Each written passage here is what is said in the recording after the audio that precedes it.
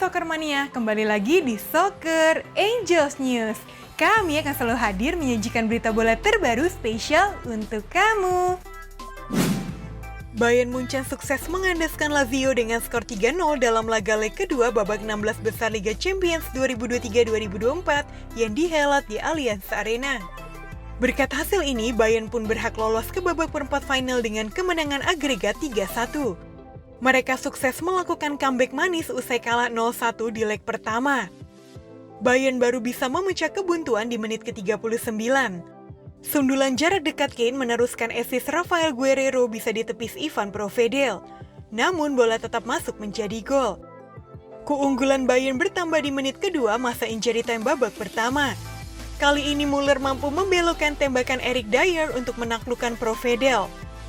Memasuki babak kedua, Bayern masih menjaga dominasi permainan mereka. Kane pun mencetak gol keduanya di menit ke-66 memanfaatkan bola rebound hasil tembakan Leroy Sané. Di match lain, PSG sukses mengalahkan Real Sociedad dengan skor 2-1 dalam laga leg kedua babak 16 besar Liga Champions 2023-2024 yang digelar di Real Arena. Berkat hasil ini, PSG pun berhak melaju ke babak perempat final dengan kemenangan agregat 4-1. PSG mampu membuka keunggulan pada menit ke-15 lewat aksi brilian dari seorang Kylian Mbappe. Memasuki babak kedua, PSG tak mengendurkan serangan. Hasilnya, Mbappe sukses menggandakan keunggulan timnya pada menit ke-56 kali ini memanfaatkan assist Lee Kang-in. Merino mencetak gol hiburan bagi Sociedad di menit ke-89. Skor 2-1 untuk kemenangan PSG pun menjadi hasil akhir laga ini. Al-Hilal sukses mengalahkan sesama wakil Arab Saudi, Al-Ittihad dengan skor 2-0 dalam laga leg pertama perempat final Liga Champions Asia 2023-2024 yang digelar di Kingdom Arena. Laga berlangsung cukup seimbang di awal babak pertama. Baik Al-Hilal maupun Al-Ittihad sama-sama menciptakan peluang berbahaya tetapi tak ada yang berbuah gol. Menit ke-38, wasit Sean Evans dari Australia menunjuk titik putih usai Ahmed Hegazi dianggap pelanggar Alexander Mitrovic di kotak terlarang. Mitrovic yang menjadi eksekutor pun sukses memperdaya Abdirazak Almayov. Hanya 2 menit berselang, Al-Hilal sukses menggandakan keunggulan lewat sontekan Salam Al-Dawsari meneruskan assist Malcolm. Menit ke-64, N'Golo Kante melakukan tackle berbahaya terhadap Kalidou Koulibaly. Evans kini memberikan kartu merah langsung kepada Kante. Tak ada gol tambahan yang tercipta di sisa waktu. Di saat Cristiano Ronaldo belum pernah membawa Al Nassr juara Saudi Pro League, sang anak sudah bisa berfoto dengan trofi juara Saudi Premier League U13. Wajah Ronaldo Junior dengan sebuah trofi terpampang di akun Instagram resmi Al Nassr. Bocah kelahiran 17 Juni 2010 itu menjadi kapten di skuad Al Nassr U13 dan membawa rekan-rekannya memastikan title sebelum liga resmi usai. Real Madrid mendapat dorongan besar menjelang sepertiga akhir musim ini karena Thibaut Courtois telah kembali berlatih bersama tim. Penjaga gawang Belgia itu mengalami cedera ACL di pramusim bahkan sebelum musim 2023-2024 dimulai. Dia absen hampir sepanjang musim. Kiper kedua Manchester City, Stefan Ortega, kemungkinan besar akan meninggalkan Etihad Stadium pada musim panas ini setelah pembicaraan mengenai perpanjangan kontrak menemui jalan buntu. Menurut beberapa sumber, Manchester City dan Stefan Ortega sedang berusaha keras untuk menemukan titik temu dalam hal gaji. Real Madrid kemungkinan akan mengaktifkan klausul pembelian kembali untuk merekrut kembali Miguel Gutierrez dari Girona di musim panas ini.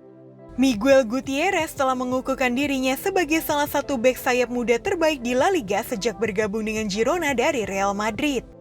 Kabarnya mereka akan mengaktifkan klausul buyback yang terdapat dalam kontraknya senilai 8 juta euro.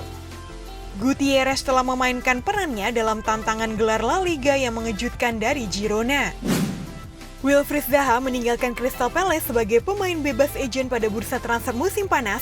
Ia kemudian bergabung dengan Galatasaray. Sebuah laporan dari Vika Jazz telah mengklaim bahwa Fulham dan West Ham United sekarang berharap untuk membawanya kembali ke Premier League. Pemain berusia 31 tahun tersebut telah menyumbangkan 15 gol di seluruh kompetisi musim ini. Zaha sangat mengenal Liga Inggris. Dia seharusnya dapat langsung beradaptasi dan memberikan dampak yang besar jika dia kembali lagi ke EPL.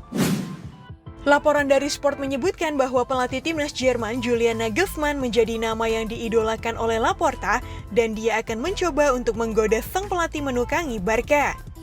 Kontrak Nagelsmann sendiri saat ini bakal habis setelah Euro 2024, jadi Blaugrana berpeluang untuk mendapatkannya secara gratis dan hanya tinggal menegosiasikan gajinya saja.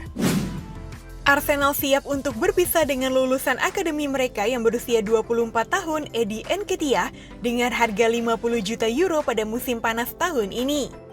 Eddie Nketiah berkembang pesat di Arsenal. Dia berhasil masuk ke tim utama mereka pada tahun 2019 dan sejak saat itu tampil dalam 163 pertandingan. Meskipun sebagian besar dari penampilan tersebut datang dari bangku cadangan. Laporan tersebut menambahkan bahwa ada banyak ketertarikan atas jasanya dari beberapa klub Eropa. Di sisi lain, Arsenal dikabarkan berharap bisa menyetujui kesepakatan baru dengan gelandang Jorginho di akhir musim, di mana proses negosiasi masih terus berjalan. Kesepakatan baru kemungkinan akan disertai dengan kenaikan gaji, di mana dirinya sekarang mendapatkan 110.000 pounds per pekan dari Meriam London. Raksasa La Liga Barcelona dikabarkan siap menjual Raphinha dan Jules Koundé pada jendela transfer musim panas tahun ini karena mereka ingin menyeimbangkan neraca keuangan dan memperbaiki situasi financial fair play mereka. Raphinha yang didatangkan dari Leeds United pada tahun 2022 telah mencetak 5 gol dan memberikan 8 assist dalam 24 penampilan musim ini.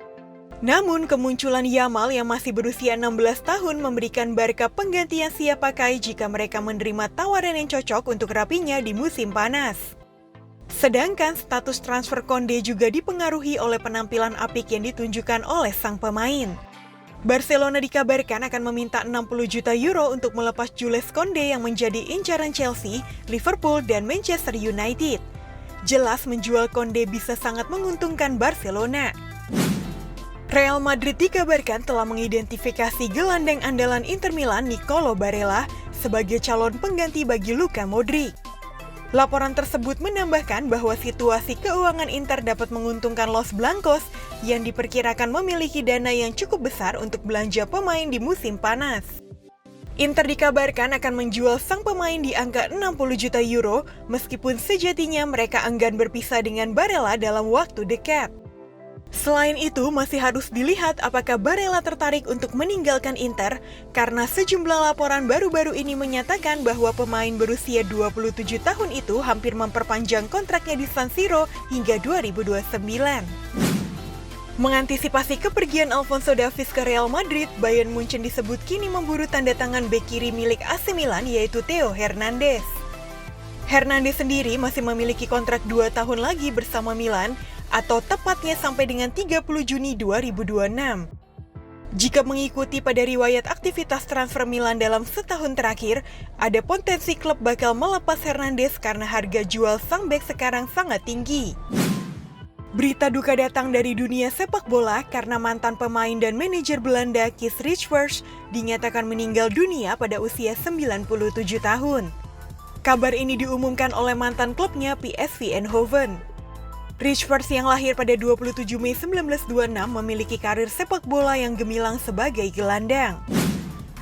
Alami cedera yang cukup parah, Domenico Berardi terpaksa akhiri musim dengan lebih cepat bersama Sassuolo dan harus absen di Euro 2024 di Jerman. Domenico Berardi dipaksa keluar lapangan di menit ke-60 saat pertandingan Sassuolo versus Hellas Verona di Stadio Marc Antonio Bentegodi. Menurut kabar yang beredar, Berardi diduga mengalami robek pada tendon Achilles.